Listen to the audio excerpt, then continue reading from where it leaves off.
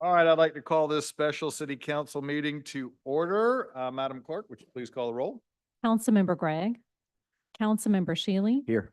Councilmember McBride, Here. Councilmember Mitchell, Councilmember Brady, Councilmember Gregory, Councilmember Waring, Councilmember Seekings, Councilmember Tinkler, Councilmember Bowden, Councilmember Appel, Councilmember Parker, Here. Mayor Cogswell. Here. I would now like to ask Councilmember Mitchell to give the invocation and lead everybody in the pledge.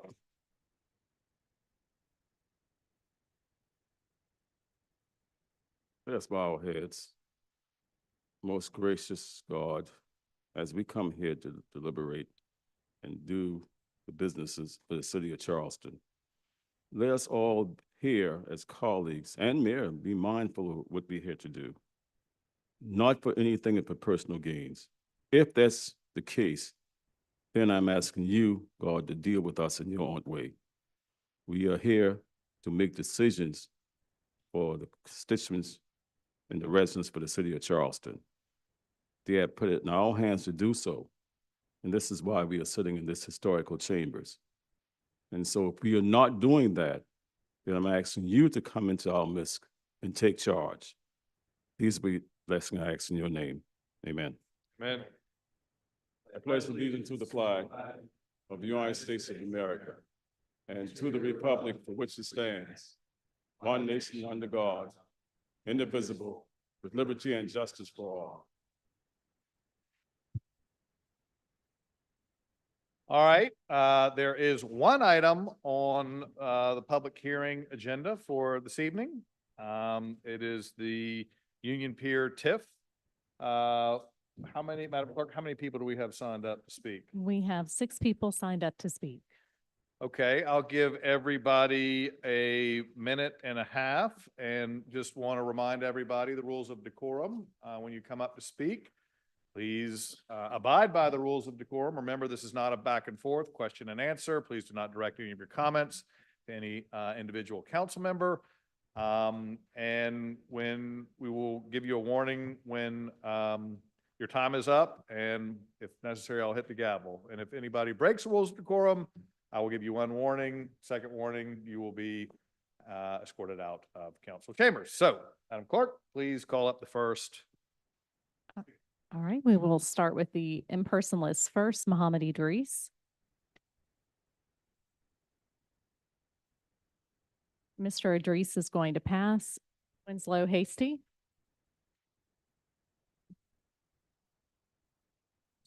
Good evening, Council, Mayor.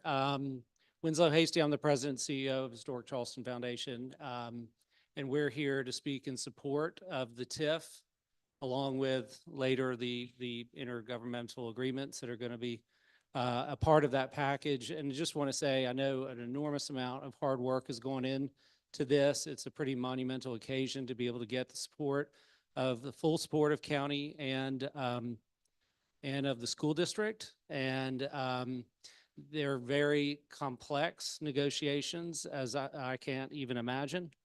But I know a lot of hard work is going into it from a lot of people. And I want to congratulate the city for getting to this point.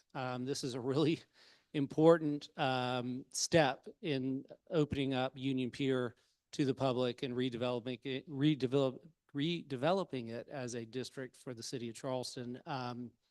You know, we've been talking about this in the city since at least the 1990s, if not probably prior to that, but more formally in the 90s. And so it's amazing to see how long it takes to get things done, especially ones this monumental and complex. But we're almost there, and it's an exciting day for Charleston. Thank you. Myra Pelson.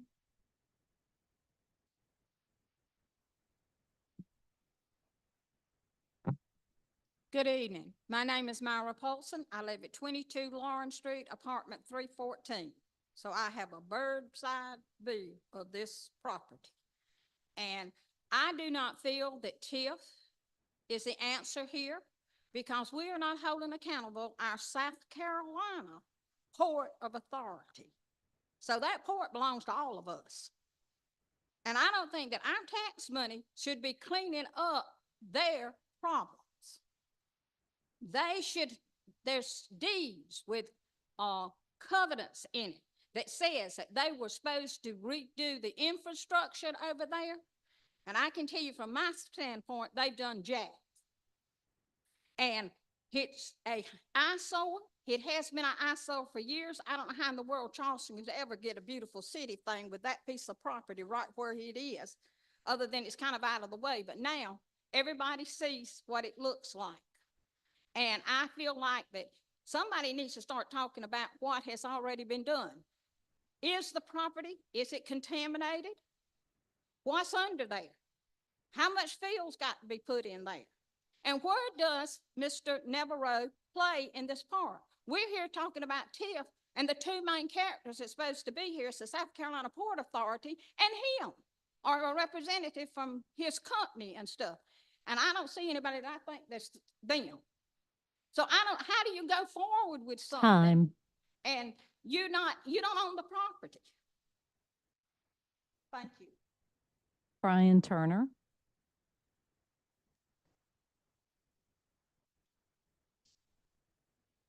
Good evening, Mr. Mayor, esteemed members of council. My name is Brian Turner. I'm the president and CEO of the Preservation Society of Charleston. We strongly favor the activation of Union Pier, and a TIF is a very productive way of getting there. On balance, we support the TIF as a means of activation for three key reasons. First of all, I just want to say I represent an organization with 5,000 people around the region. The mayor has engaged us from day one on this, knowing the extent of our interests. We appreciate that. I understand that where we are today is the product of a lot of negotiation, and I think it's good that there have been so many public eyes on this process. This is complicated stuff, and our citizens need to be invested because this is their tax revenues ultimately that are paying for public investments in what would be an otherwise private project. Second, I think it's good for us to invest in the future. We're thinking here 25, 30 years ahead and what we could have at Union Pier instead of sort of a fenced off industrial zone that nobody can visit. This is a very important part of our history and our heritage, and it should be public. And third, a TIF is a way that we have, it's our best chance for activating this site in the near term. It's the most momentum we've had on Union Pier in a generation. I urge you all not to miss this opportunity, to send a clear message that this is the right direction forward for the population. Thank you very much. Anthony Bryant.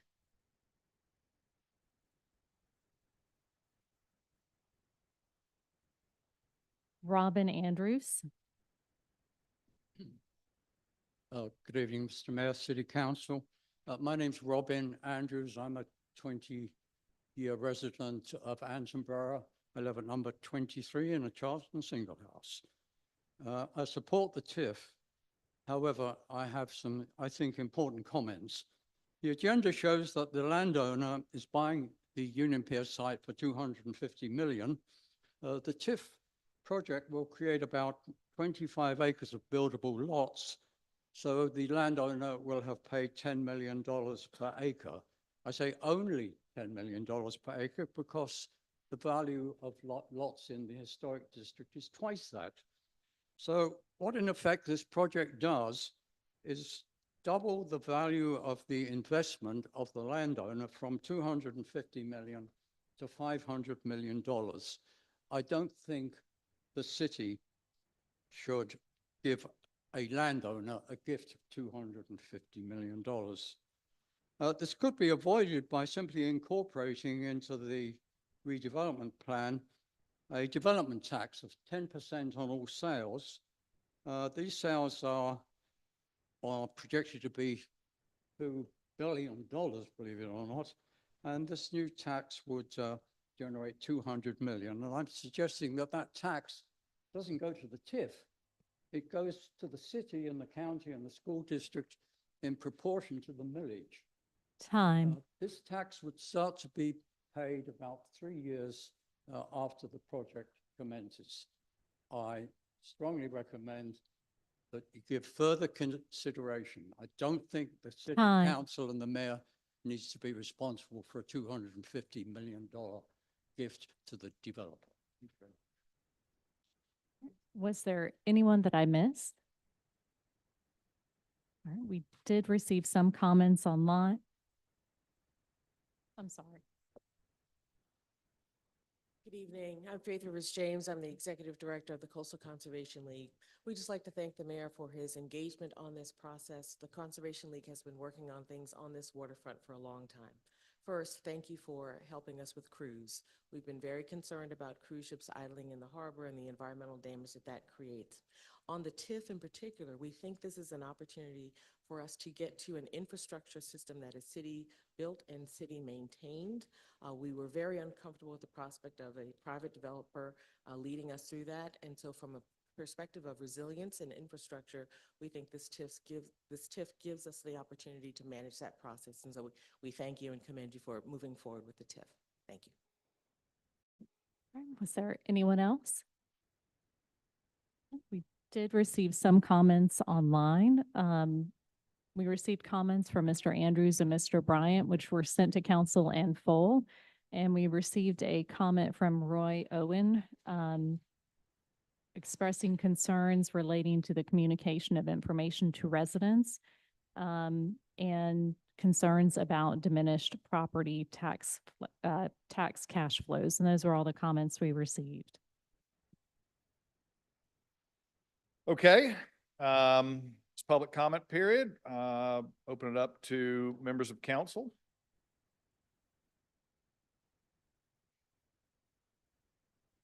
Can I have a motion?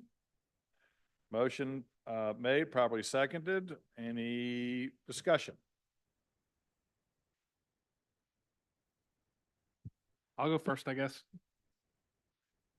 I think this is a rotten deal for the city of Charleston, and I think it's a rotten deal for taxpayers. The beneficiary of this nonsense is a multi-billion-dollar corporation masquerading as a not-for-profit state agency, and that is the South Carolina State Ports Authority. The State Ports Authority received $404 million in revenue last year and has $2.8 billion in assets. Should we be funding that nonsense? I think not. For years now, all we've heard is that Union Pier can't be developed without a TIF, but we have no proof of that, none. If this were a transparent, open process, the port would have put this site up for auction or sold it publicly, as all other state agencies are required to do when they are selling state assets. But that wasn't done in the open, and this hasn't been a transparent process. I want to be clear that I'm not disparaging the purchaser of this property. He's paying what he believes this property is worth, but it's only worth that with this TIF on it. Instead, the port that was given this land and never paid a dime of property taxes on it and did nothing but degrade its quality over 100 years, now wants top dollar, and they want the Charleston taxpayer to subsidize it. And I'll point to some language that's in the TIF. Presence of or potential environmental hazards. A significant characteristic of the redevelopment project area is the presence of or potential environmental hazards, consistent with the prior and ongoing heavy industrial use of real property in the redevelopment project area. Actual and or potential environmental hazards are evidenced by prior analysis of site conditions and previously filed voluntary cleanup contracts with the state of South Carolina, DHEC. And now they want us to pay to clean it up. And then they can go use the same thing, go use those funds to purchase another piece of property in North Charleston and potentially do the same thing while putting 2.4 million more trucks on the road every year. This TIF is going to remain in place until 2061 and not only takes away money from our general fund by taking parcels which have nothing to do with Union Pier, but this site will continue to require significant police and fire protection through 2061. And we won't receive a dime of property taxes until most of us here at this table are all dead and gone. In addition, in order to give the port this gift, we've given up free office space at 75 Calhoun, the Charleston County School District, and we gave up downtown parking spaces at Charleston County. Those alone will result in well over $1 million in additional budget expenses to our city and our taxpayers. We were told that we'd receive some reform of remuneration to help us offset the expenses, and to date, I know of none. I think this is a rotten deal for the taxpayers and the city, and I think the South Carolina State Ports Authority should be ashamed for pursuing this in the shady manner in which they've operated.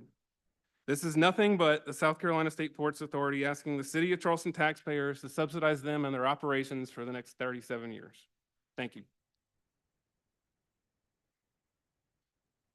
Any other comment?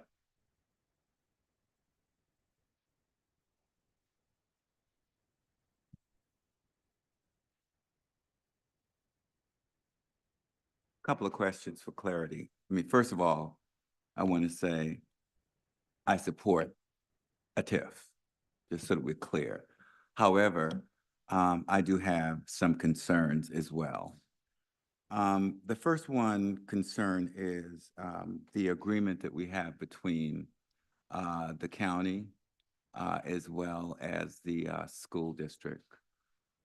For me, having 50-year, I think approximately left on our lease for the Taj Mahal, 75 Calhoun Street, at $1 a year is $50. And to me, for us to even consider giving up, what is it, 30,000 square feet? Something there, at $1 a year in order to make this project work, I think it's a disservice to our citizens as well as to our staff. I think that we should talk about that a little more. And I think, Mayor, I mentioned to you when we spoke that yes, I did vote for first reading on it, but I do have some serious concerns. We are the smallest entity of the 3 districts.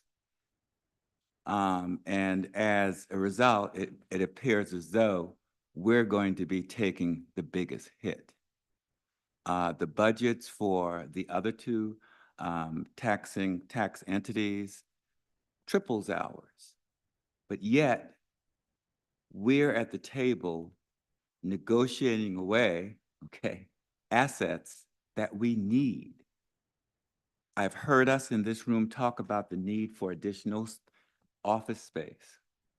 Since you've been here, Mayor, I have yet to see, okay, any data yet to support it. But if we had a need for additional office space, why would we even consider getting rid of 30,000 square foot feet of office space, disrupt our staff considerably, I think.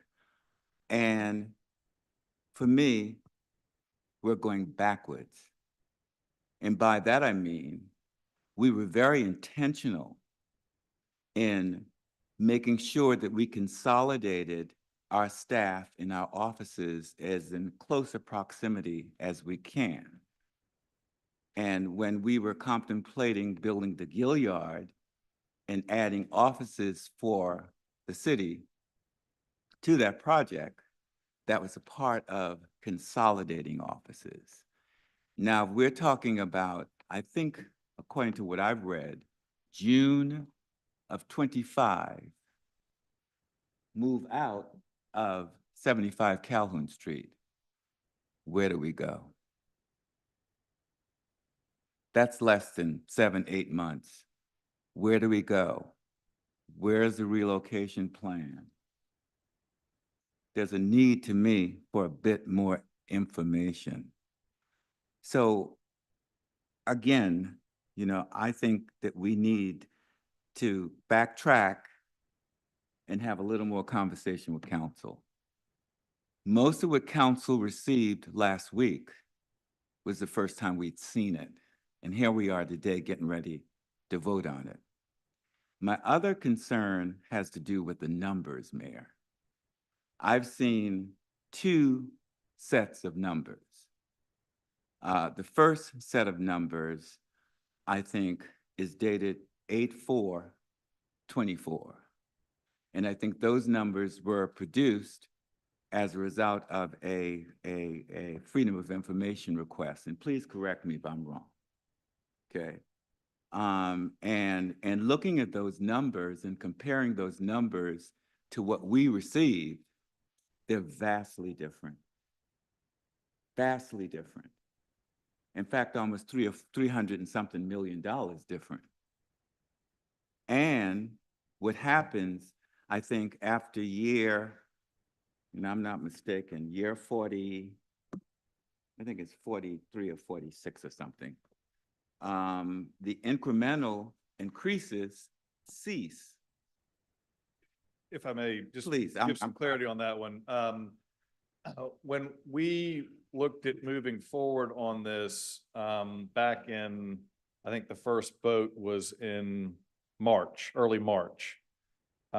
We hired an outside party to do a financial analysis to run numbers for us. So that was one set of numbers. And then the school district opted to run their own set of numbers or analysis, and in all likelihood may have used different assumptions, perhaps more conservative, perhaps more aggressive, but they ran that process. So I think what you're referring to is the numbers that they ran on their own, not the city of Charleston. We had our own analysis that was shared, and all of the financial analysis is based on that. Well, based upon these documents, it says that the city of Charleston's the client. I think as the state statute requires, and I might bring an attorney up, Julia up here, but as I understand it, we are technically the client because we're required to pay for it if one of the other taxing entities asks for a financial analysis. Okay, we're the, right, we're the municipality that's pulling all this together. And so you're saying client denotes that and nothing more. Yes, I mean, again, we have a representative from the school district here who I know they ran their own set of numbers, and we just got a notice saying per South Carolina statute, when another taxing entity requires or asks for their own financial analysis, it's the city's responsibility to pay for it. So what we were provided, the numbers we were recently provided with, whose numbers are those? Ours? And we combined them? In other words, for me, if I'm questioning numbers, okay, we're not ready to vote on this. If I'm looking at a draft, the numbers don't appear to be final either. In our package, it says draft. I'm not sure what I would be voting on. And this discussion confuses me even a bit more in terms of what are the numbers. I read in the paper what Yeah. the numbers were. Right. Again, the school district had their own analysis done. Maybe perhaps Mr. Martin, you can come up and I give- guess the question for me is, was there a Freedom of Information request? And if so, what was provided? I'm not sure. And if was, freedom of- and, I don't and know. was what, that's my question. I mean, not what we're talking about now in terms of the school doing this. that, I do want to be absolutely clear. There were two sets of numbers that were run. One by the city of Charleston very early on, which all financial modeling has been based off of. And then the school district ran their own, which is per their right. Those are the only two sets of numbers that were run. They have different perhaps assumptions that were utilized, but those are the two sets of numbers. Any other further comment on that? And were those numbers dated 8/4/24? So Councilman, we looked through our FOIA registry and we don't have a request from August or July or June requesting any kind of financial analysis related to Union Pier TIF. So I'm not sure where that draft came from. Okay, and that's what I'm trying to figure out here, because I have two sets of numbers, okay?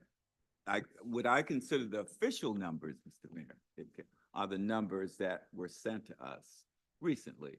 But it still raises the question for me, okay, that there are other numbers floating out there, and I don't know where they're derived from. Well, all of the IGA documents, all of the analysis that were done were based off of the numbers that the city of Charleston contracted and ran, and all of the projections. Yes, the school board has, I think, it was printed in the paper. That's the first time I saw it, a lower number. I don't know that I've actually seen their projections or numbers, because we've been going off of what our consultant did for us. Any other further comment related to that, Josh? Or Mr. Wilson?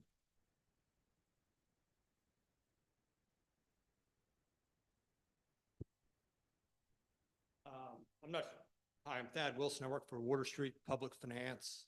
City's my client.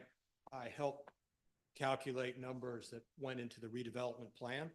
The dollar figures are projected. Tax revenues is required by the state statute. The redevelopment plan has estimates of real property tax revenues in the redevelopment plan that are based upon city assumptions that we put together. Those are the dollar figures in the redevelopment plan. And Mr. Wilson, just for clarity, those were produced approximately at what date? And it went to Ways and Means, I believe, initially in August.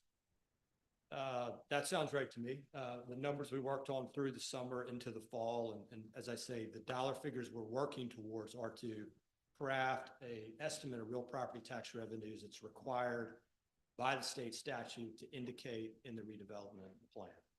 Okay, and the one that we were sent, while I have you up there, it looked as though the incremental increases became stagnant in year, let me try to find it for you, for me.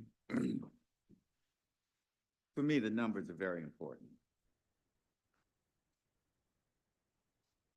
If I may, I think what you're referring to is in the work of projecting tax increment revenues, you contemplate a number of things, including what's going to get built, the value of it, and when it's going to get built. When everything is built that is projected, you're at what people call full absorption. Okay, so at some point, as you increase through that, the amount of tax increment revenue stops going up, right? You get to your full absorption. okay, Another variable in some projections is you increase the taxable value of property. As most people in the room know, every 5 years, the county may reassess, well, does reassess, so taxable values go up every 5 years. The projections that are in the redevelopment plan assume no increase in taxable value. You make estimates of the taxable value of what's going to be built, and you hold those steady. You also hold steady the tax millage rates. So when it gets to a level of full absorption, thereafter it remains flat. I believe that's what you're seeing and what you're. I'm really looking at the assessed value, the incremental assessed value. Yes, sir. And at year 45, Right. okay, they become stagnant. They don't change. And the reason why I'm raising the question is because when I look at that, I guess it's unofficial, the 824, the increments continue to change and changing the bottom line from 600 and something million to 900 and something million. Yes, sir. In the version, one of the earlier versions, Okay. you can run a set of projections that does assume the taxable value, and therefore the assessed value continues to go up every 5 years. So I believe you're referring to an earlier version where an assumption was made that taxable values will increase every 5 years. Okay, okay. If you make that assumption, taxable values go up, assessed value go up, tax revenues go up, tax increment revenue goes up. If Which you would make- be, if I may, a very reasonable assumption to make. And if you look at the history of the TIF districts, they have always underestimated the revenues that have come in. And I think that's done intentionally because you want to be conservative, with the exception of the West Ashley TIF that has been, as we've discussed in the Sumar Street discussions, stagnant because no development ever happened. So again, I think we're trying to be responsible, be conservative, not project aggressively, but see what number we could get to with conservative estimates and whether or not that would hit the approximately $400 million in public infrastructure needs that site has. It looks to me, and I'll let somebody else talk in a minute. It looks to me that we'll be reaching that 400 million in 46. Okay? So we're going to reach the 400 million in 46. All right. I'm sorry. and 46 or thereabouts. You have interest you need to pay on top of that. And would that Um, interest be 200 and something million? Because that's the bottom line that in what we have that we Yeah, will be getting. That might be the bottom line later, but we haven't put that together. That's not in the numbers. We haven't run numbers. The mayor's right. To fund $400 million of cost, if you borrow, you will have to pay interest. Just to backtrack a minute, again, the redevelopment plan has a $626 million number in it, which makes the conservative assumption that tax values are not going to increase. That is a common approach in building tax increment revenue projections to put into redevelopment plans. That was a choice that was made for the appropriate numbers to be put into the redevelopment plan. As history has shown, as the mayor has referred to, taxable values do go up. They often go up faster than anybody would assume. We have not calculated how many dollars they will go up for this exercise. And before we start getting concerned about paying $200 million in interest and how bad of a deal this might be, I want to be absolutely clear. We are not agreeing to bond anything or to fund anything at this meeting. We are simply asking or allowing for the vehicle to provide public funds for public infrastructure that you all will have to vote on. Whether or not to issue a bond, whether or not to pay as you go, whether or not to pay anything. We don't have to do any of it. You are going to be the stewards of this money, and all of those votes will go through the normal 3-reading process, public discussion, go through the subcommittees. This is simply, as we discussed, going back to February when we first started talking about this, the ability to open up a bank account and have the financial bargaining chip to determine what happens at Union Pier. So again, I just want to make sure everybody's crystal clear on this. Well, again, you were just agreeing to set up a TIF, and what we do with it is within your discretion. What I see us voting on is slightly different. I see us voting on $400 million for infrastructure. You're not. You're not. We're not? That is a projected number so that you can make an informed decision on what could be. But you vote here tonight, and we have our attorney here that can and perhaps Mr. Wilson, you are not voting on bonding or issuing or funding $400 million. But we are. Or $1. Yeah, but we are voting on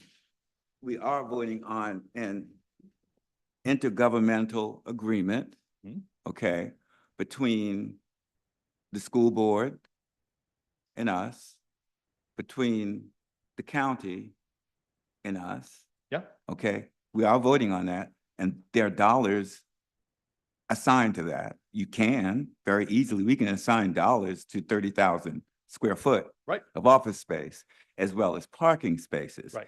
So I just want to make sure that we're clear on what we're voting on, because we are voting on money. Well, again, the 400 million is what you referred to, and that's what I was saying. We're not referring to that. We're not voting on that. With regards to your point, absolutely. There are two financial impacts with regards to the county and the school board IGAs. But within the TIF overlay, there are several properties that are not tied specifically to the Navarro purchase that we will collect all 3 of those property tax revenues for 30 years. And if you were to run those out, I think it would more than make up the difference for that. They're around to 9 million or something like that, right? I think that's what, 9 million that we'll be getting from those 14 properties that are outside the. I don't have that figure at my fingertips. We can certainly calculate. Why not And allow? what let we me allow also somebody discussed else as a to- council, and you all will recall this, and while the details are not finalized, any offset that we have, we are going to be looking to the buyer and the seller to make up the difference. And we have the power to do that because we hold the purse strings for the infrastructure. Councilman Seekey. Just a very quick question for Mr. Wilson, if I might, and I think I'm looking on the screen, I think I read it, but can you tell us what the actual, if we vote on this tonight, what the actual lifespan of this TIF will be? Please. I'm gonna let Jeremy answer that because it depends on when you first borrow. And on the earlier point, and just as a reminder that if the TIF gets set up tonight, you've set in place the structure to do that. You know, no dollars can be captured until the 12 people around this table approve the issuance of a TIF bond under the statute. So the establishment of a TIF has no impact on dollars collected today, tomorrow, or next year until there is a bond issue that this body approves. And I know most or all of y'all know that, but just for the record, it doesn't change what happens on the tax collection. But the statute says it's, and the plan says it's 30 years is the maximum term, and that would be 30 years from the first issuance.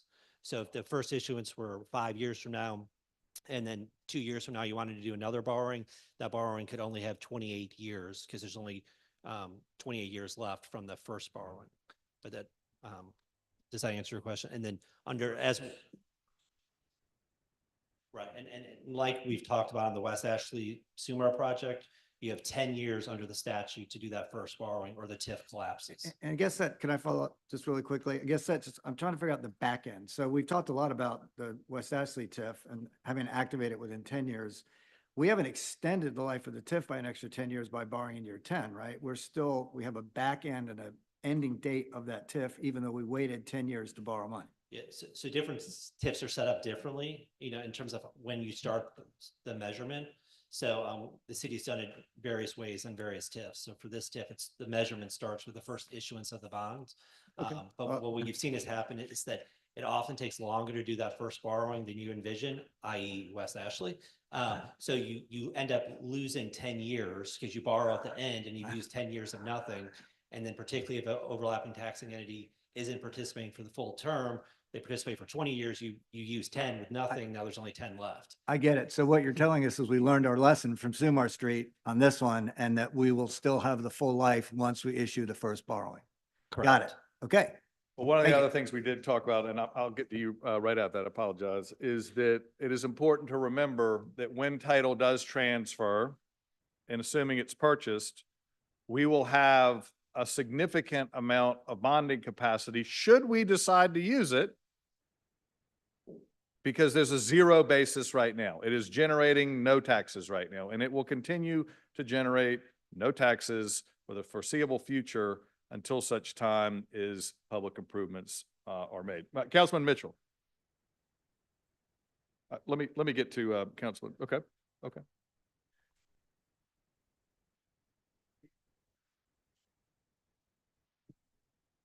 I know you're responding to questions, but it doesn't work quite that way.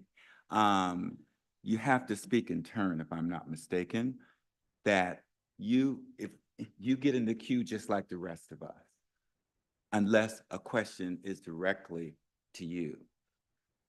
Ask me a question. I don't remember. I'm just saying, I'm just making sure that we stay in. Okay. Any further comment? No.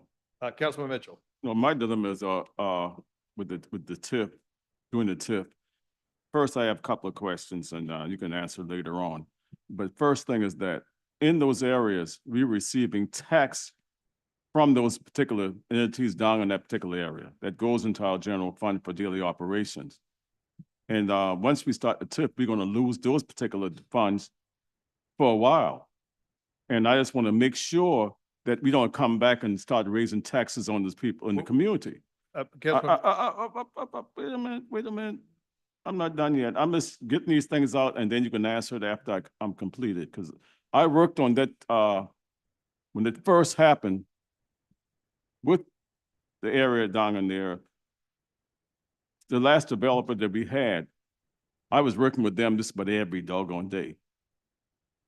And we put so much things in place. We had the community involved in it. The community bought into it. I fought to make sure the community bought into it, what was happening there. They had all these just different meetings at the Sanders Clyde School. We had meetings at the the auditorium, we had meetings on site. So the community could buy into it to make sure what was going to be taking place in that particular area and knowing what was going to go on.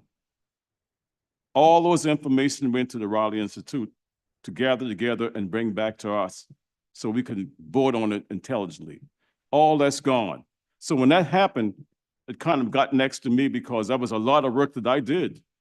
I did a lot of work on that, meeting with all those developers, meeting with them on Market Street, getting them involved and making sure that the community knows exactly what's going on before, not after the fact. I don't believe in after the fact things. I like to know things up front, and you can have a smooth transition on anything that's going to be happening in the city of Charleston.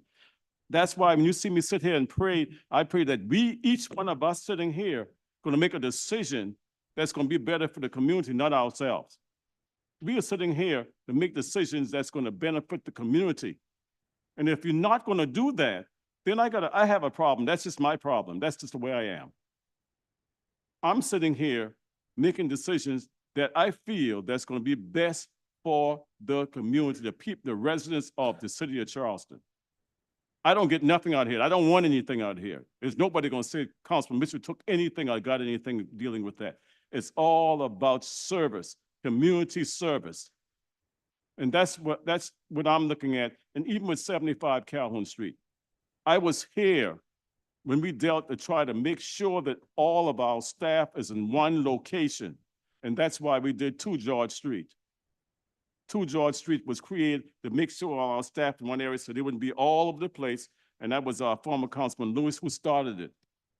Because we wanted to make sure that we were paying rent here, rent there, all over the city of Charleston. We brought them together and we did 2 George Street. So everybody is there, our staff is there. Now we're gonna do something and run the staff all over the place. The travel time, West Ashley. Everyone goes to West Ashley. You know how the traffic is over in West Ashley from 3:30 on. So all these things that I'm looking at and being out there in this community, I don't know, I'm not talking with anybody else. I'm out here just every doggone day and every night, 1 o'clock in the morning, 1:30 in the morning. I'm out here to see what's happening in the community. I'm a community-minded person, period. That's all it's about me. And this is what everybody out here see me out here. That's why they're knowing me from all over, because I'm out here. And these are the things that I'm very adamant about, that the community knows what's happening. Community buys into it. Have information, have different things that the community can go out here and say, okay, we were a part of this. Not bringing them after we do something here on council and then say, okay, now we can bring the community in and let them see what we're doing. No, that's not the way it works. Then you have problems. Why are we going to create problems? And this is what I'm saying. Let's have that done. And that's what I mentioned it to the mayor, that this is what happened the first time when we had the other developer here. And that's what I pushed for. And they did it. Now, all that information went to the Raleigh Institute. I don't know where it is anymore. We're not using that anymore because we have a new person purchasing the property. He may or may not use any of those information at all.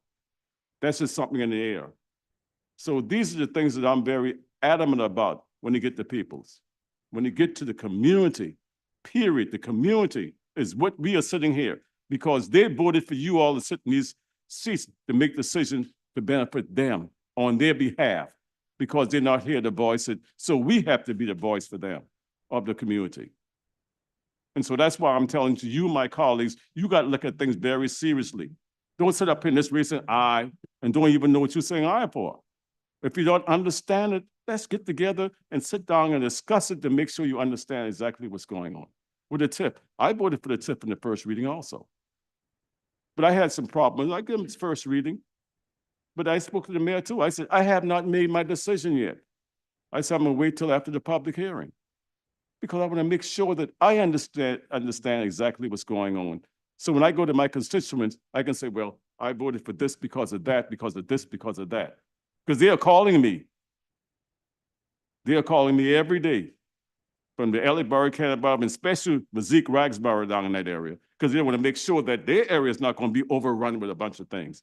And that's why I pushed to have all those things done prior to this. with Washington Street and all this. And my problem, biggest problem was that all those entities that's down there already, Harris Teeter and all these other places down there, we're gonna use those, we're gonna lose that tax for a while once it's started because all that money is used to go in our general fund for daily operation. So what's gonna happen? Are we gonna come back later on and raise taxes on the people in the community?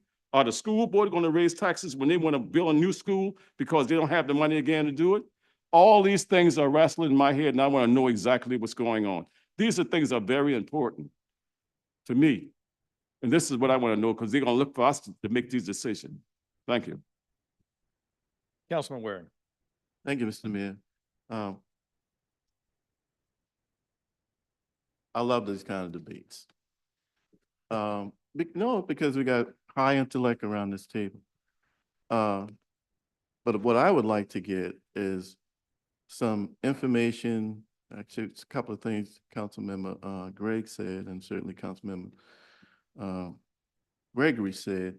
I'd like to get some legal advice when it comes to some clarity on the school board piece and the parking garage piece, and obviously some information from the bond attorney. I'd like to make a motion if my colleague would allow for us to go into executive session.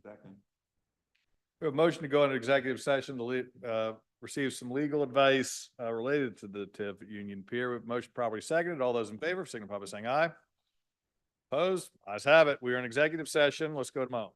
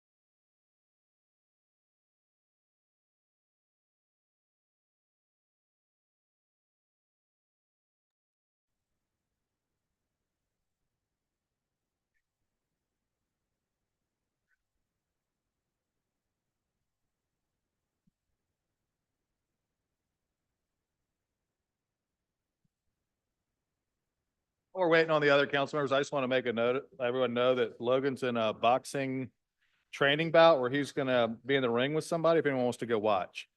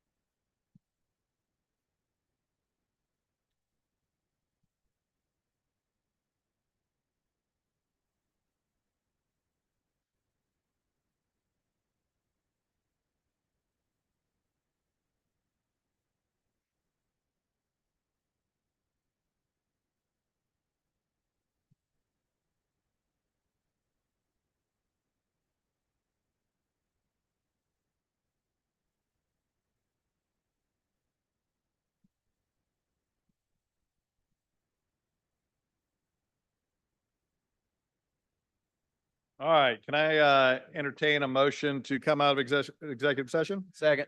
Motion properly seconded. We are out of executive session where we went and took no action, though did get advice from our attorney regarding the. Oh, well.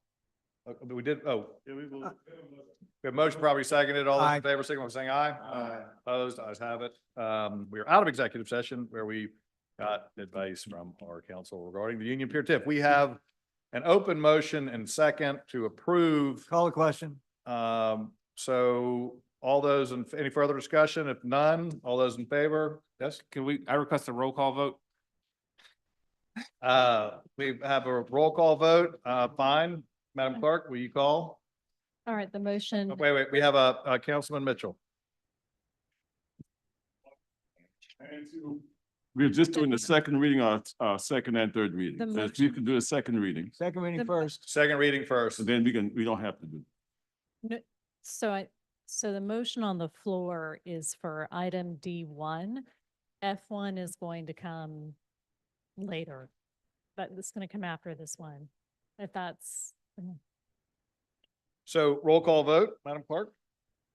right, Councilmember Gregg, Nay, and in accordance with the rules, I'd like to explain my vote. After the vote. Look, I think I've been very clear. This property has two values, one value with a TIF, one without a TIF. The difference between those two is in effect a subsidy that the Charleston city taxpayer is giving to the South Carolina State Ports Authority. And for that reason, I am voting no. Councilmember Shealy, Aye. Councilmember McBride. Aye. Councilmember Mitchell. All right, Councilmember Mitchell abstains. Councilmember Brady, Aye. Councilmember Gregory, Councilmember Waring, Aye. Councilmember Seekings. Aye. Councilmember Tinkler, Aye. Councilmember Bowden. Aye. Councilmember Appel, Aye. Councilmember Parker, Aye. Mayor Cogswell. Aye. The motion carries. Second. Motion for third reading, properly seconded. All those in favor, signify by saying aye. Aye. Opposed? And abstention. All right. A or an abstention? Okay. All right, so there, Councilmember Gregg voted nay, and there's one abstention by Councilmember Mitchell. All right, if there are no further, We've got, hang on. We have the Gotta second think readings. we've got F1, F1. F1, So moved. right. A motion probably seconded. As amended, all those in favor signify by saying aye. Opposed? Nay. Nay, one. All right, so Councilmember Gregg is a nay, and Councilmember Mitchell, are you a nay or abstention? All right, Councilmember Mitchell abstains. The next regular Third- meeting. Third reading. So we Third need a reading, motion just and to- second for third reading. Second. Motion probably seconded for third reading on this. I'll get it straight at one point. All those in favor signify by saying aye. Opposed? And Nay. those, one nay, one abstention. The nay is Councilmember Gregg, abstention by Councilmember Mitchell. Mr. Mayor, if I may. You may. Councilman, Gregory? Yeah, is it possible for us to get a copy of the school board's analysis and numbers? Please? Appreciate Yes, it. Thank you. we can circulate that to council. And I do want to make sure we send the current draft, Josh, Jeremy, let's send the draft that we're going off of, that we did, the version rather, the final version of our analysis, as well as the school board around, just so that there's no draft or misunderstanding or different ones floating around, because, I want to make sure we eliminate any and all confusion on that front. So, there are no further actions. The next council meeting will be on Tuesday, November 12th at 5 p.m. We are adjourned.